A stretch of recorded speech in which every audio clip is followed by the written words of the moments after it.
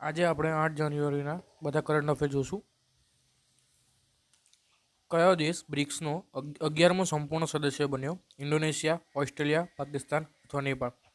હાલમાં ઇન્ડોનેશિયા એ બ્રિક્સનો 11મો સંપૂર્ણ સભ્ય બન્યો. વિશ્વનો સૌથી મોટો મુસ્લિમ દેશ ઇન્ડોનેશિયા એ બ્રિક્સનો 11મો સંપૂર્ણ સભ્ય બન્યો છે. ઇન્ડોનેશિયાએ બ્રિક્સમાં સંગઠન મેળવવા માટે 2023માં જ આયોજિત બ્રિક્સ સમિટમાં મંજૂરી આપી હતી, પરંતુ હાલ તેને 11મો સભ્ય બનાવવામાં આવ્યો છે. બ્રિક્સની સ્થાપના 2006માં કરવામાં આવી હતી.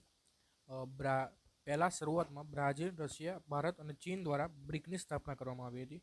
પાછળથી સાઉથ આફ્રિકા જોડાયું એટલે તેનું નામ બ્રિક્સ કરવામાં આવ્યું. 1 જાન્યુઆરી 2024ના રોજ ઇજિપ્ત, ઇથોપિયા, ઈરાન અને સાઉદી અરેબિયા અને યુએઈ 5 સભ્યો સામેલ કરવામાં આવ્યા, જેથી અત્યારે હાલ કુલ બ્રિક્સ સભ્યોની સંખ્યા 11 છે. મુખ્ય મથક ચીન શાંઘાઈમાં છે. બ્રિક્સ સમિટ 2024માં બ્રિક્સની સમિટ કાઝાન, રશિયામાં યોજી હતી અને 2025માં તેનું આયોજન બ્રાઝિલમાં થવાનું છે. બીસીસીઆઈના નવા સચિવ તરીકે કોની નિમણૂક કરવામાં આવી? દેવજીત સિકૈયા, જય શાહ, આશિષ સોલાર કે પ્રબોધ સિંહ? દેવજીત સિકૈયાની હાલમાં જ બીસીસીઆઈના નવી સચિવ તરીકે નિમણૂક કરવામાં આવી છે. જય શાહે 1 ડિસેમ્બરના ઇન્ટરનેશનલ ક્રિકેટ કાઉન્સિલ આઈસીસીના અધ્યક્ષ બન્યા, ત્યારે દેવજીત સિકૈયાને બીસીસીઆઈના વચગાળાના સચિવ બનાવવામાં આવ્યા હતા. હાલમાં બીસીસીઆઈના પ્રમુખ રોઝર બિન્નીએ તેમને સચિવ બનાવવામાં આવે છે. વચગાળાના સચિવ કાઢીને તેમને પૂર્ણ સચિવ બનાવી દીધા છે દેવજીત સિકૈયાનો જન્મ 1969માં ગુવાહાટી, આસામમાં થયો હતો. તે ભૂતપૂર્વ ક્રિકેટર છે. ક્રિકેટ બોર્ડ અને કંટ્રોલની સ્થાપના મતલબ કે બીસીસીઆઈની સ્થાપના ડિસેમ્બર 1928માં કરવામાં આવી હતી. તેનું મુખ્ય મથક મુંબઈમાં છે અને હાલ તેના પ્રમુખ રોઝર બિન્ની અને સચિવ દેવજીત સિકૈયા છે. 18મી પ્રવાસ ભારતીય દિવસ કોન્ફરન્સ 2025માં ક્યાં આયોજિત કરવામાં આવી રહી છે? તેનું આયોજન ઓડિશાના ભુવનેશ્વરમાં કરવામાં આવ્યું છે. આ પ્રવાસ ભારતીય દિવસ જ્યારે ગાંધીજી પાછા ભારત આવ્યા હતા 1915માં, તેના કારણે ઉજવવામાં આવે છે. 8મી અને 10મી જાન્યુઆરીએ ભુવનેશ્વરમાં આનું આયોજન કરવામાં આવ્યું છે.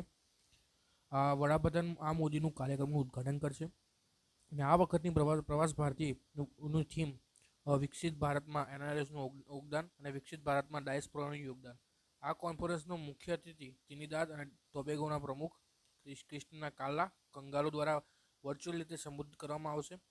પ્રવાસ ભારતીય દિવસની શરૂઆત 2003થી કરવામાં આવી હતી, પણ 2015માં દર 2 વર્ષે તેનું પ્રવાસ ભારતીય દિવસનું સંમેલનનું આયોજન કરવામાં આવે છે. 17મા પ્રવાસ ભારતીય દિવસ 8 થી 10 જાન્યુઆરી રોજ 2023માં મધ્યપ્રદેશમાં ઇન્દોરમાં આયોજિત કરવામાં આવ્યું હતું. તાજેતરમાં કયા દેશના વડાપ્રધાન જસ્ટિન ટ્રુડોએ તેમના પદ પરથી રાજીનામું આપ્યું? કેનેડાના વડાપ્રધાન જસ્ટિન ટ્રુડોએ તેમના પદ ઉપરથી રાજીનામું આપ્યું છે. અને દર વર્ષે પૃથ્વી પરિભ્રમણ દિવસ ક્યારે ઉજવવામાં આવે છે? 6, 7, 8 કે 9 જાન્યુઆરીએ? દર વર્ષે પૃથ્વી પરિભ્રમણ દિવસ 8મી જાન્યુઆરી ઉજવવામાં આવે છે. પરિભ્રમણ દિવસ 8મી જાન્યુઆરીએ ઉજવવાનું કારણ કે 8મી જાન્યુઆરી 1851માં ફ્રેન્ચ ભૌતિકશાસ્ત્રી લિયોન કોકોલ્ટે તેમને મોડેલ આપ્યું હતું. તેમાં કહ્યું સૂર્ય તેની ધરી પર ફરે છે, તેથી તેની ઉજવણી 8મી જાન્યુઆરીએ કરવામાં આવે છે. બીજા અન્ય દિવસો જાન્યુઆરીમાં આવેલા અન્ય દિવસો: 1 જાન્યુઆરીએ વૈશ્વિક કુટુંબ દિવસ, 2 જાન્યુઆરીએ વિશ્વ અંતર્મુખ મતલબ કે ઇન્ટ્રોવર્ટ દિવસ, જે લોકો પોતામાં મગન રહેતા હોય અથવા જે ઓછું બોલતા હોય તેમના માટે આ ઉજવણી કરવામાં આવે છે.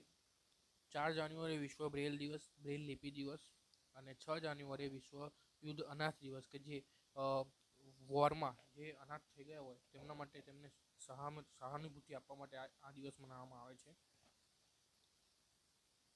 ભારતના ગૃહપ્રધાન અમિત શાહે 7 જાન્યુઆરીએ નવી દિલ્હીમાં ભારત પોર્ટલ લોન્ચ કર્યું. તે કોના દ્વારા વિકસાવવામાં આવ્યું છે?